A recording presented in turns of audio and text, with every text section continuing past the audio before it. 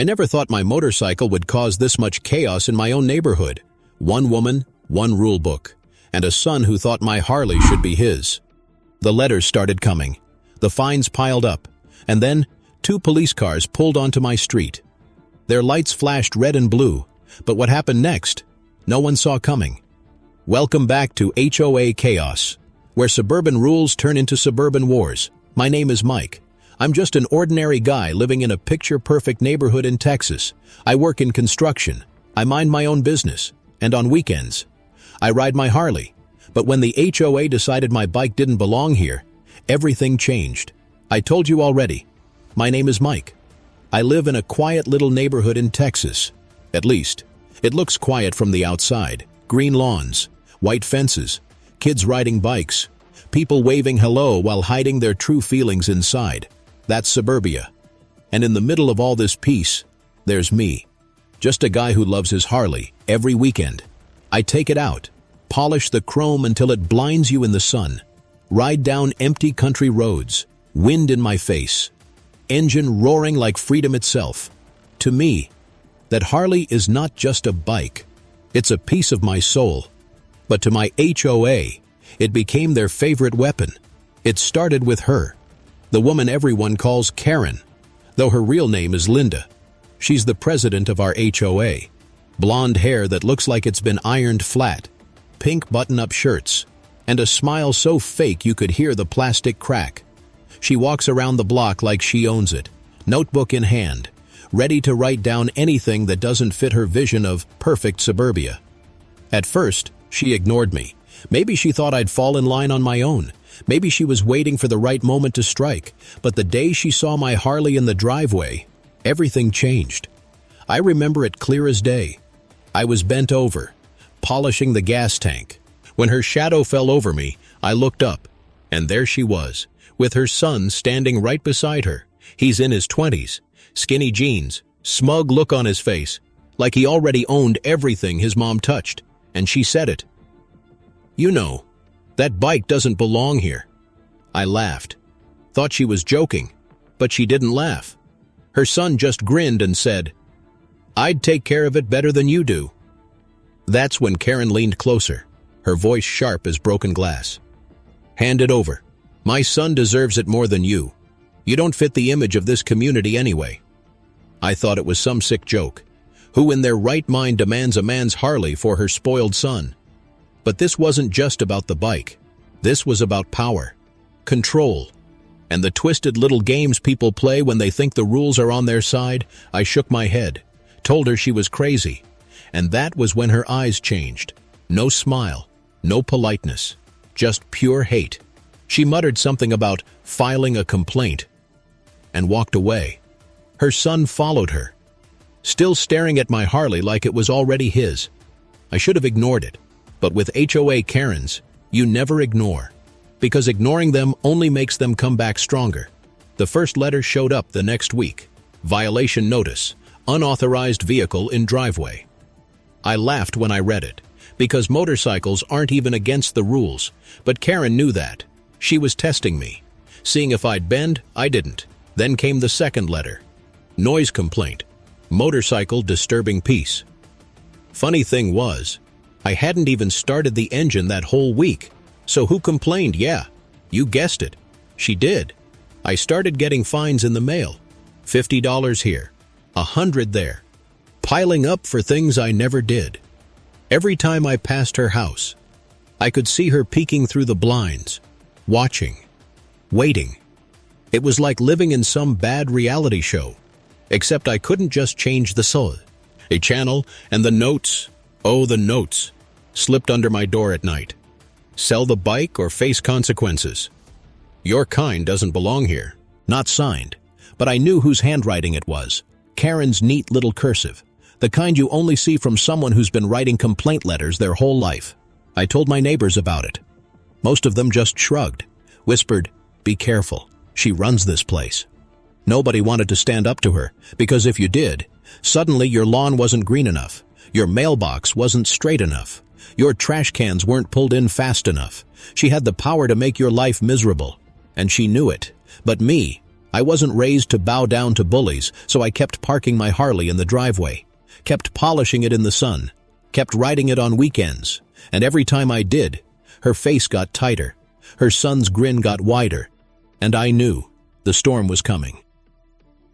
One evening, I came home from work, and 2 police cars were parked on my street, red and blue lights flashing against the perfect suburban houses. Karen was standing there with her arms crossed, her son beside her.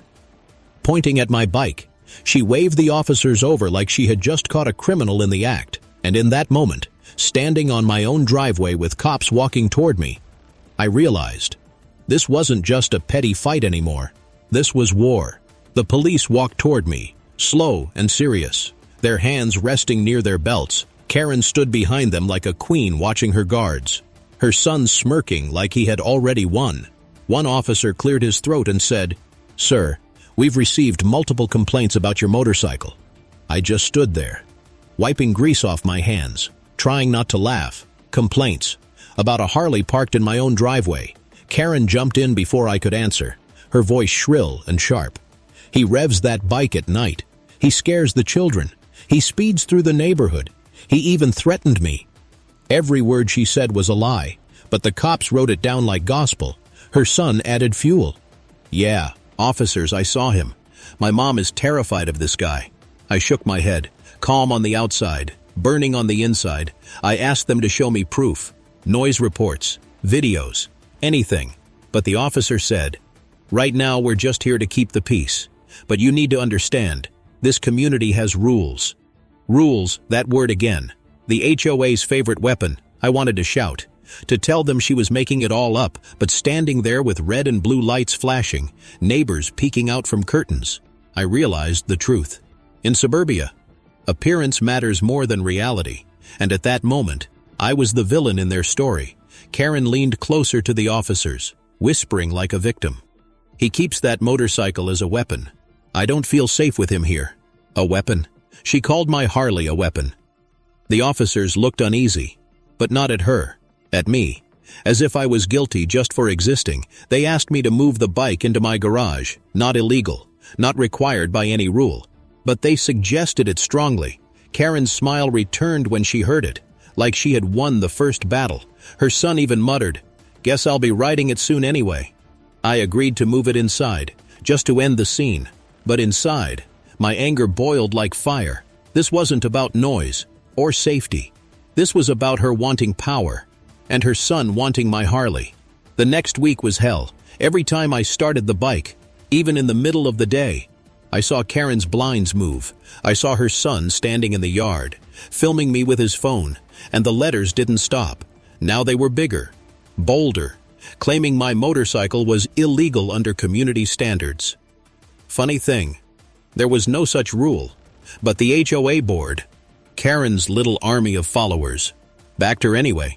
They fined me again, $300 this time. They claimed if I didn't pay, they could put a lien on my house. Imagine that, losing your home over a motorcycle paw. Parked in your own driveway. That's how deep HOA claws go.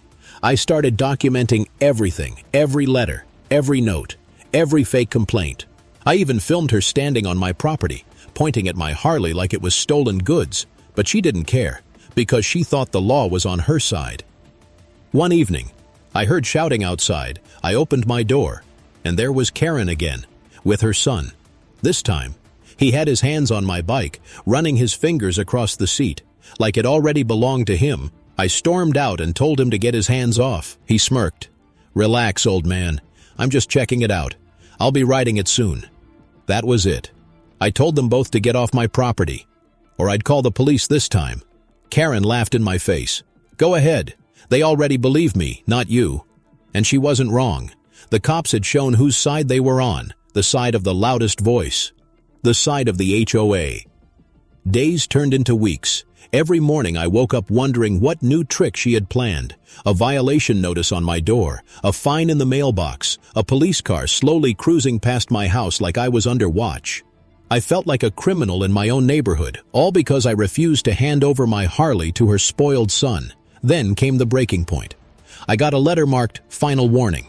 It said, if I didn't remove my motorcycle from the property within 10 days, The HOA would take legal action, over a bike that wasn't against a single rule. I laughed when I read it, but my hands were shaking because I knew, with the cops already on her side, maybe the court would be too. I started thinking crazy thoughts. Should I sell the bike, just to end the nightmare? Should I move out, leave the house I worked my whole life for? But then I looked at the Harley, the shiny chrome, the roar of freedom in its engine, and I knew one thing. They weren't going to break me that easy, so I fought back.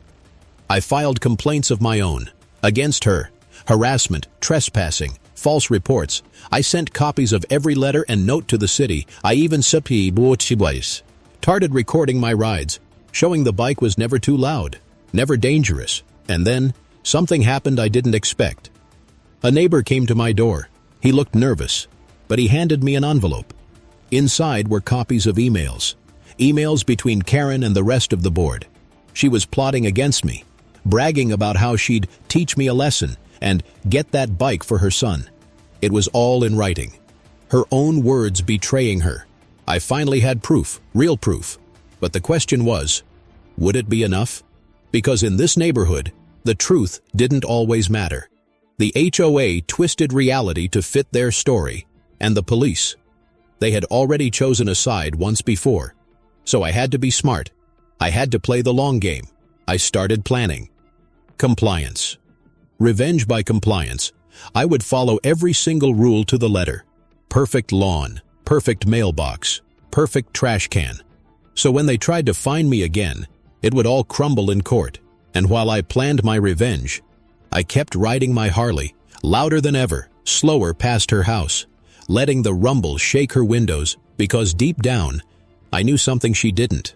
Her power wasn't forever, and the day would come when she'd pay for every lie, every note, every false complaint. I knew I couldn't fight Karen by shouting louder than her. She had the HOA board. She had neighbors too scared to speak. And worst of all, she had the cops listening to her lies. If I wanted to win, I had to play her game. But better. So I did something she didn't expect. I followed every single rule, every ridiculous one. The grass, trimmed to exactly the height listed in the HOA handbook. The trash cans, pulled in within minutes of the truck leaving. The mailbox, measured and painted until it looked like a showroom model. I even repainted my shutters, just to remove any excuse. At the same time, I documented everything, every note, every fine, every fake violation, every time she stepped on my property, and I kept those emails my neighbor had given me. Her bragging about getting my bike for her son. Her plotting to humiliate me. Those were my secret weapon. But while I was calm on the outside, inside I was boiling, because she didn't stop. The notes kept coming, the glares from across the street, her son circling my house like a vulture, and the cops. They showed up again. This time they said they'd received a report that I had threatened her. Funny thing, I hadn't spoken a word to her in weeks. I showed them my recordings, timestamps proving I hadn't been near her house. The officers looked uncomfortable. One of them muttered, "Sir, we're just doing our job, but you need to understand, this is becoming a serious situation." I smiled, but inside I thought, good. Let it become serious, because the more serious it got, the closer she came to digging her own grave. One night, I heard shouting outside again. This time, not at me, but at another neighbor. Karen was standing in his yard, clipboard in hand, yelling about his Christmas lights being too bright for community standards. He's an older man, retired veteran, and even he just stood there quietly, nodding, too tired to fight. That's when I realized I wasn't the only one she was crushing. I was just the one who refused to bow down. And maybe, just maybe, that would be her biggest mistake. I started talking to neighbors, quietly, carefully, asking them what Karen had done to them. The stories poured out. Letters about lawn chairs, fines about basketball hoops, threats about garden decorations. Everyone had a story, but nobody wanted to speak up, because they all feared her.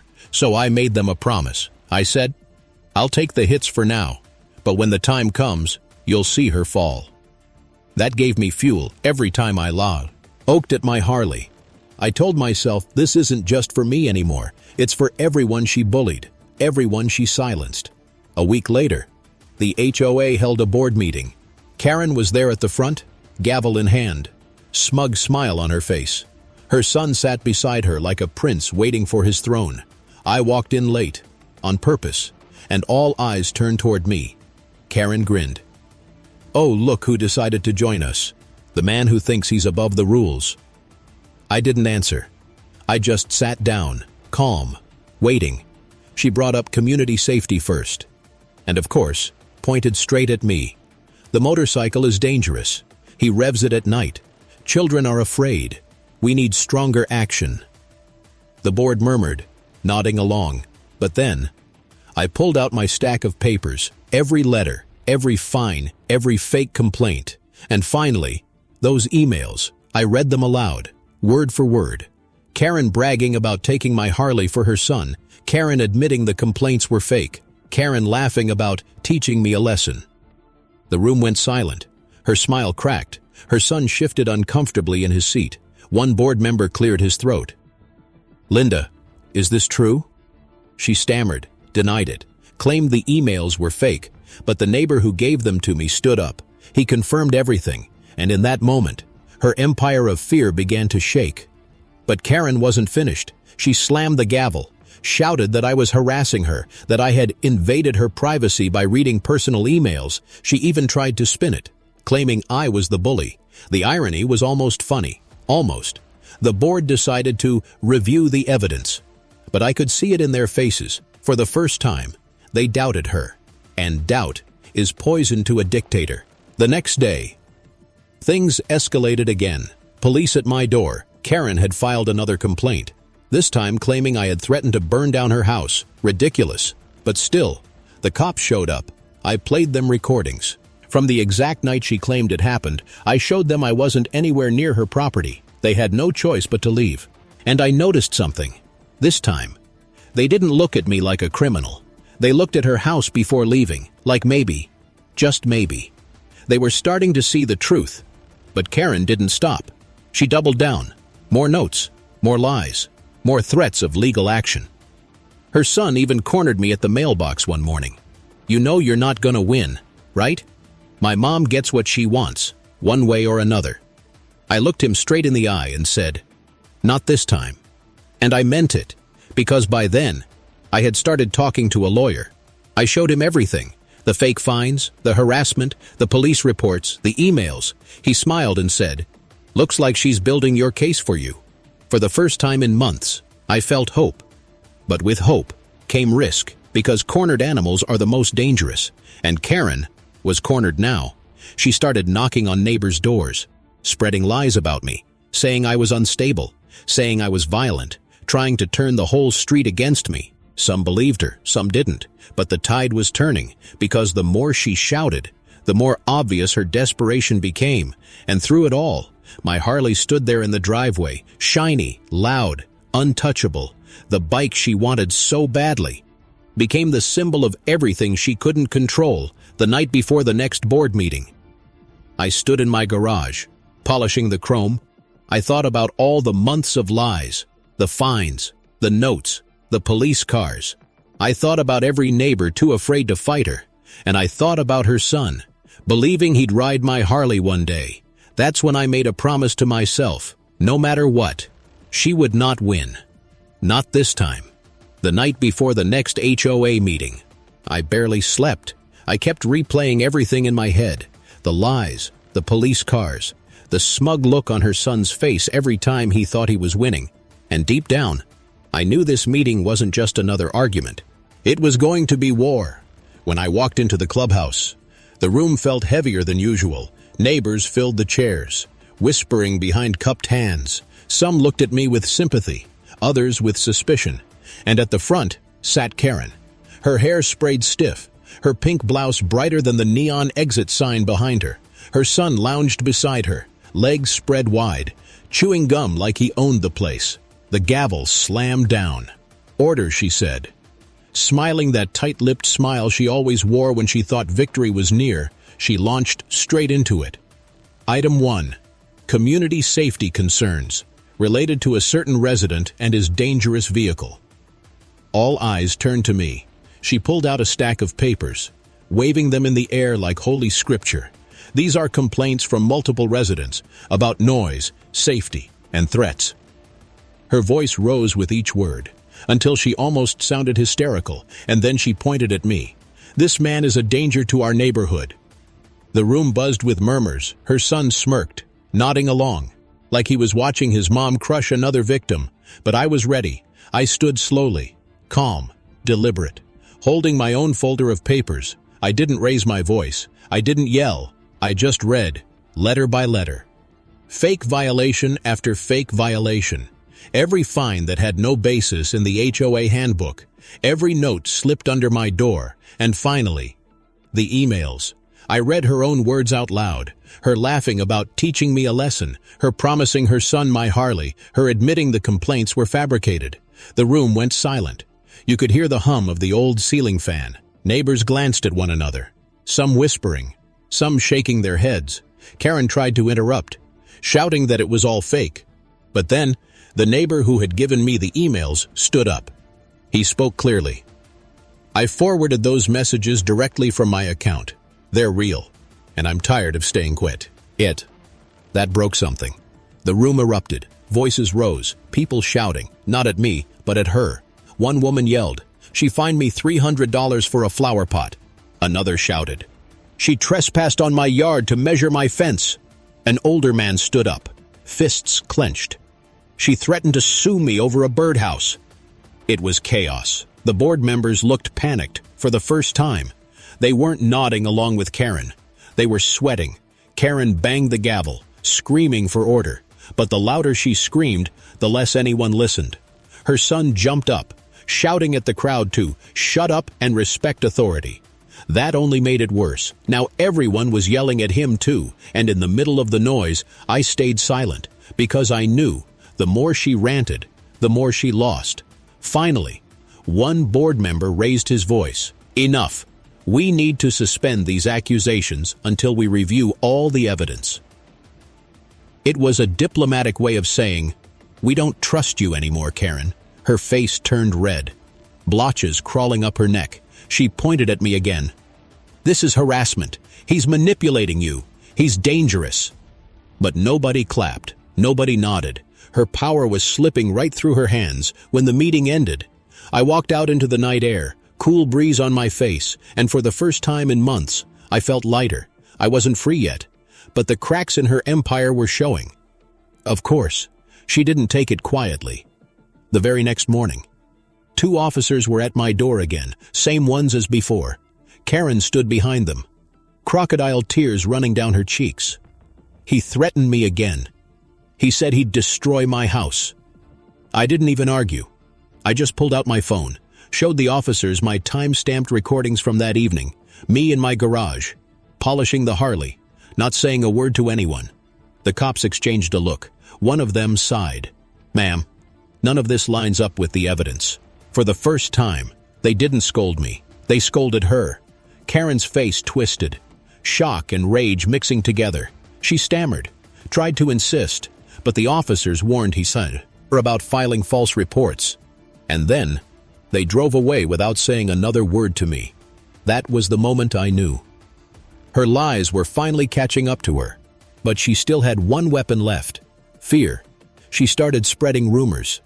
Whisper campaigns through the neighborhood. She told people I was violent, unstable, that I had a criminal record. None of it true. But fear spreads faster than truth. Some neighbors avoided me, crossing the street when they saw me coming. Others looked at me with doubt in their eyes, and still, a few came closer, whispering support when nobody was watching. It was a war of whispers now, and in suburbia, whispers can kill reputations faster than bullets. But here's the thing about Karen. The louder she whispered, the more obvious her desperation became, because people can smell desperation. And once they do, the spell is broken. A week later, another board meeting was called. This time, the room was packed. Even people who never showed up before came to watch. They wanted to see blood. Karen started strong, banging the gavel, trying to command authority, but her voice cracked. She looked tired, older, desperate, and the board didn't sit as close to her as before. When I stood to speak, I didn't bring papers this time. I just looked around the room, at every neighbor who had been bullied, at every person who had paid her unfair fines, and I said, "You all know what she's done. To me, to you, to this neighborhood. The question isn't whether she's guilty. The question is, how much longer are you willing to let her control your lives?" Silence, then murmurs, then clapping. The board members didn't vote that night, but you could feel it in the air. Her reign was crumbling, and she knew it. I left that meeting with my head high, neighbors patting me on the back, but deep down, I knew this wasn't over, because people like Karen, they don't go down without taking someone witty at them. And sure enough, the very next morning, I found something taped to my garage door, a single sheet of paper, with one sentence scrawled in her neat cursive handwriting. "This isn't finished." The note on my garage door stayed in my mind all night. "This isn't finished." 5 simple words, but they crawled under my skin like poison. I thought maybe she'd stop after the board turned against her, after the cops warned her, after her lies were exposed. But people like Karen, they don't stop. They only double down. And she did. The next morning, I found my trash cans tipped over, lids ripped off, garbage scattered across my driveway. I cleaned it up, shrugged it off. But the next day, it happened again and again and again, always at night, always when I wasn't watching. Then came the packages. I'd order tools for work, bike parts for the Harley, but the boxes never made it to my porch. Neighbors later admitted they saw her son grabbing them, walking inside like it was no big deal. When I confronted Karen, she laughed in my face. "Maybe the delivery company doesn't like you either," she said, before slamming the door. It wasn't just petty anymore. It was war. But I didn't react. Not yet, because I remembered my plan. Revenge by compliance. I couldn't let her pull me into her game, so I stayed calm, collected, documenting everything, every tipped trash can, every missing package, every whisper she spread through the neighborhood. And believe me, the whispers were worse than the trash. She started telling people I was violent, that I had weapons in my garage, that I had once been arrested for assault. All lies.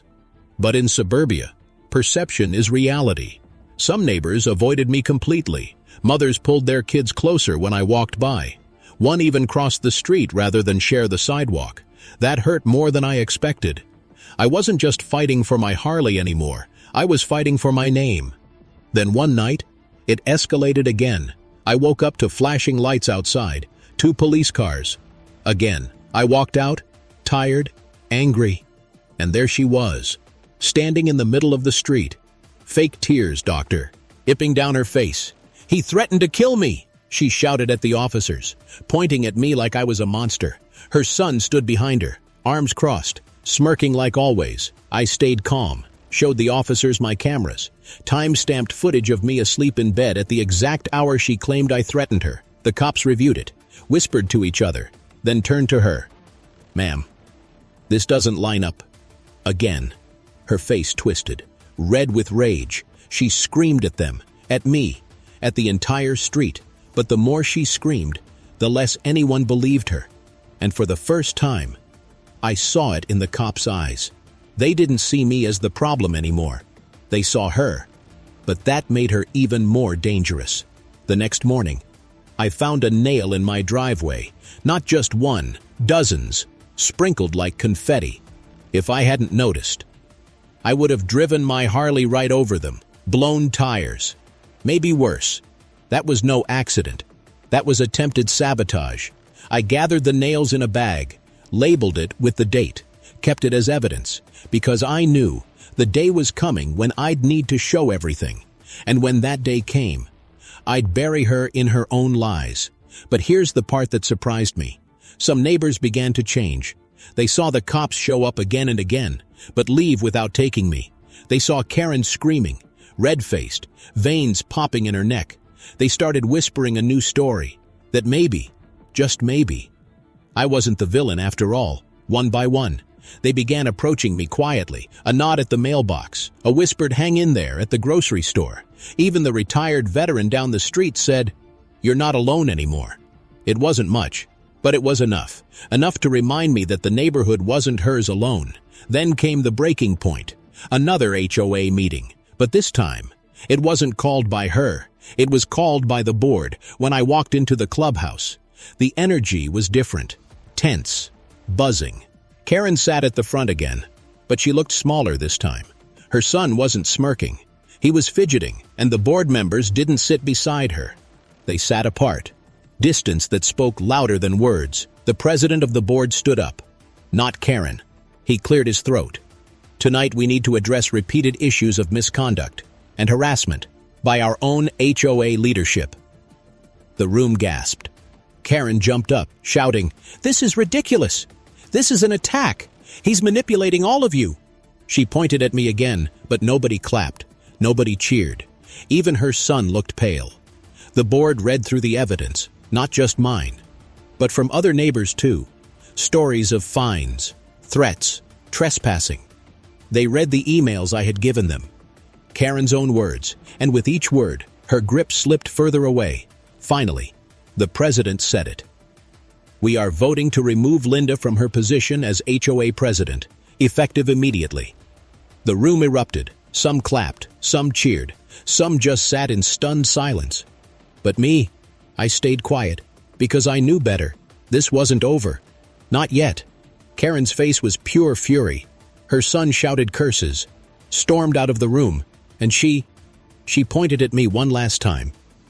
"You think you've won, but this isn't finished. You'll regret this." The gavel slammed. It was official. Her reign was over. But the story didn't end there, because when dictators fall, they don't just disappear quietly. They take their grudges with them. And Karen, she wasn't going to forgive or forget that night. I sat in my garage, looking at my Harley. The chrome reflected the dim light, a reminder of everything I had fought for. But deep down, I knew this wasn't the end of the story.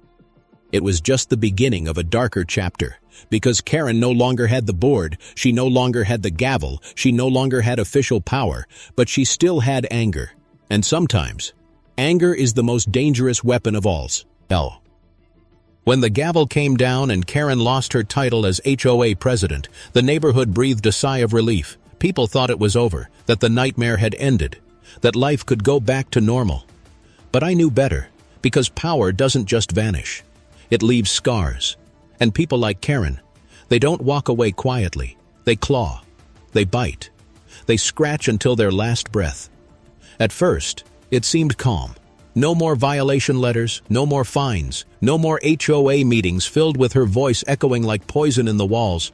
For a few weeks, it almost felt peaceful. I rode my Harley down the street, slow and steady. Neighbors waving again instead of glaring. Kids rode their bikes past my driveway without their mothers pulling them away. It felt like I had my life back. But then, little things started happening. A rock through my mailbox, my garden hose cut clean in half, screws scattered across my driveway. Petty, childish, but deliberate. I installed cameras on every corner of my house, and it didn't take long to catch her. Karen herself, creeping through the shadows at night, her hair messy, her pink shirt replaced by a dark hoodie. She wasn't acting like a president anymore. She was acting like a criminal. I showed the footage to the board. They shook their heads, embarrassed, but powerless.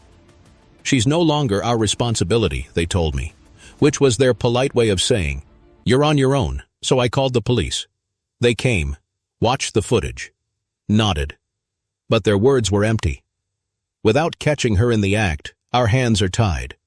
Catching her in the act, as if the video wasn't enough, as if the woman they'd visited a dozen times wasn't the same woman on the screen. And so the war shifted. No longer HOA fines, no longer official power. Now it was personal. She started leaving notes again. But these weren't typed letters with HOA logos. They were handwritten, messy, almost frantic. See, sell the bike before it destroys you. Leave now, or it will end badly. Your neighbors will never trust you again. I kept them all, sealed in plastic, added them to the growing file in my drawer. a file thicker than any rulebook she had ever waved in my face. But the worst part wasn't the notes, it was the stares. I'd walk outside and find her standing across the street, just standing there, not saying a word, not moving, just staring at me, at the Harley, with eyes that didn't blink. Sometimes her son was with her, sometimes she stood alone, but always watching. It was like living in a horror movie, and the whole neighborhood was the set. Neighbors whispered again, but this time it wasn't about me. It was about her. They saw her slipping, losing grip. Some pitied her, others feared her, but nobody trusted her anymore. Then one night, I heard a loud bang. I rushed outside, and there it was. My Harley, knocked over in the driveway, gas leaking onto the concrete, scratches carved deep into the paint. I felt my chest tighten. That bike wasn't just metal and rubber, it was years of work. Memories of rides across open roads, freedom on two wheels. And now, it lay bleeding on the pavement. I checked the footage, and sure enough, there she was again. Karen, her son holding the handlebars while she kicked the bike down with all her weight. Her face twisted in pure hatred, her son laughing in the background. I called the police again. This time, I thought they had no choice. The video was clear. Her face, her son's face. Their crime caught from 3 different angles. The officers came, watched the footage, sighed, and then they said the words that almost broke me. "It's a civil matter. Take it up in court." Civil matter, as if destroying my Harley was just a disagreement between neighbors. Karen knew it too, because when the police left, I saw her standing in her yard, smiling, not the fake plastic smile anymore, but a wide, unhinged grin, like she had finally won. And maybe, in that moment, she thought she had. But here's the thing about people like Karen. They don't understand patience. They don't understand preparation. And while she was busy throwing rocks and cutting hoses, I was building my case. Every note, every video, every nail and screw and tipped trash can, all of it neatly documented. Waiting for the right time. The neighborhood began to shift again. More neighbors spoke up. Some told me they had seen her sneaking through yards at night. One even admitted she had banged on their windows screaming that I was poisoning the street. They were tired of her, tired of the chaos. And slowly, they started siding with me. But Karen wasn't finished. One evening, as I rode my Harley back from work, she stepped right into the road. I slammed the brakes. The bike skidding to a stop inches from her. She leaned forward, her face inches from mine. "You can't win," she whispered. "Even if you think you have, I'll take everything from you." And then she walked away, calm, casual, like she hadn't just tried to cause an accident that night. I didn't sleep. I lay in bed, staring at the ceiling, listening for footsteps outside, because I knew, sooner or later, she was going to cross a line she couldn't come back from, and I had to be ready, because when that moment came, it wouldn't just be about the Harley anymore. It would be about survival. I knew it couldn't last forever. The staring, the sabotage, the whispers in the night. Karen was circling the edge of madness, and when people like her lose everything, they don't go down quietly. They explode. The night it happened, I was in my garage. The Harley sat in front of me, patched up from the last attack, polished so clean it almost glowed. I had just finished tightening a bolt when I heard it, glass shattering. I rushed outside, and there she was, Karen, standing in my driveway, holding a brick in her hand, her son beside her, phone out, recording everything like it was as some twisted reality show. "You don't belong here," she screamed, voice hoarse, wild eyes reflecting the streetlights. She hurled the brick again, this time at my front window. The glass cracked, shards raining down onto the carpet inside. Neighbors' lights flicked on, curtains pulled back. People were watching now, but nobody stepped forward. It was me. And her. I pulled out my phone, started recording. Her son laughed. "Go ahead, film it. No one's gonna believe you." But he was wrong. Because this time, the whole neighborhood was seeing it live. Karen stormed toward my Harley, arm raised. Brick ready again, I stepped in front of it, my chest rising with every breath. "You're not touching it," I said. Calm, steady, but ready to break if I had to. Her son shouted, "Move or I'll make you." But before he could take a step, Flashing lights filled the street. Police cars. Not one, but 3. Neighbors had called before I even grabbed my phone. The officers jumped out, hands on their belts, and for once, they didn't look at me. They looked at her. Karen dropped the brick, hands shaking, voice trembling. He threatened me. He was attacking me. I was defending myself.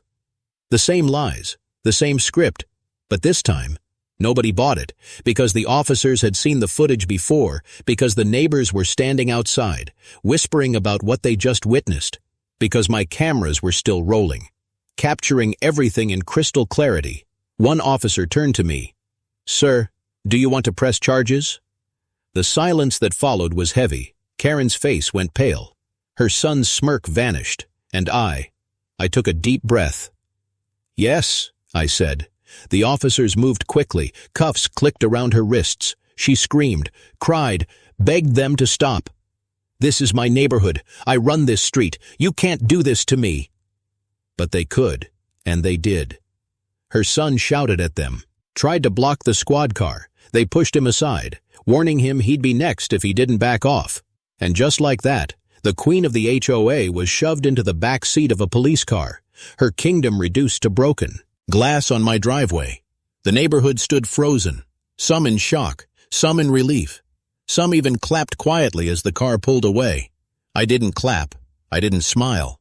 I just stood there, watching her disappear into the night, because I knew, even in handcuffs, she'd find a way to twist the story. But for the first time, she was no longer above the rules. In the weeks that followed, the board officially expelled her from the HOA. Her fines were refunded to neighbors, her threats dismissed, her name dragged through the very mud she used to throw at others. Her son tried to stay in the house for a while, but without her power. He was just another spoiled kid with no control. Eventually, the for sale sign went up, and one morning, a moving truck pulled away from their driveway. Just like that, they were gone. The neighborhood felt different after that, lighter, freer. People talked to each other again. Smiles didn't look so fake anymore. And me, I still rode my Harley every weekend, louder than before, slower past her empty house, the rumble echoing through the street like a victory song. But here's the truth. Even after she was gone, even after the board was cleaned up, even after the neighborhood found peace again, I sometimes catch myself looking over my shoulder. Because the thing about people like Karen is, they don't forgive, they don't forget. And even if she's gone, I know somewhere out there, she's still plotting her next move. So maybe this is the end of the story. Or maybe it's just the end of one chapter. And now I'll ask you, if you were me, and your worst enemy finally got arrested, lost everything, and left the neighborhood behind, would you celebrate the victory? Or would you still look over your shoulder waiting for their revenge? Tell me in the comments, because I don't think Karen is finished with me yet.